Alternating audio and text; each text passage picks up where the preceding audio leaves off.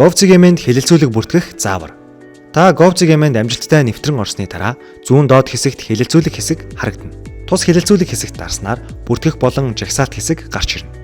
Жагсаалтыг сонгосон тохиолдолд өмнө нь оруулсан хэлэлцүүлгүүдийн жагсаалт мөн эдгээртэй холбоотой санал сүлтүүд харагдана. Хэлэлцүүлэг бүрийн ард байрлах товчлуур дээр дарснаар тухайн хэлэлцүүлгийг засварлах эсвэл комментуудыг үзэх боломжтой. Бүртгэх хэсгийг дарснаар тухайн хэлэлцүүлгийн ерөнхий мэдээллүүдийг оруулах буюу гарчиг, зураг, тайлбар хэсэгт мэдээллээ оруулна. Дараагийн хэсэгт хэлэлцүүлгийн огноог оруулна.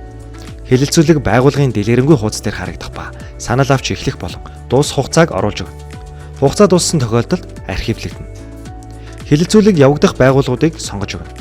Дараа нь хэлэлцүүлгийг үндсэн сайт дээр харагдуулах хэсэг төлөвийг сонгоно. Дэлгэрэнгүй мэдээлэл агуулсан PDF файлыг хуулж өгнө. Энэ файл нь 2 МБ-аас доош байхыг анхаарна уу? Бүх мэдээллийг бүрэн оруулсны дараа хадгалах товчийг дарснаар хэлэлцүүлэг амжилттай бүртгэгдэх болно.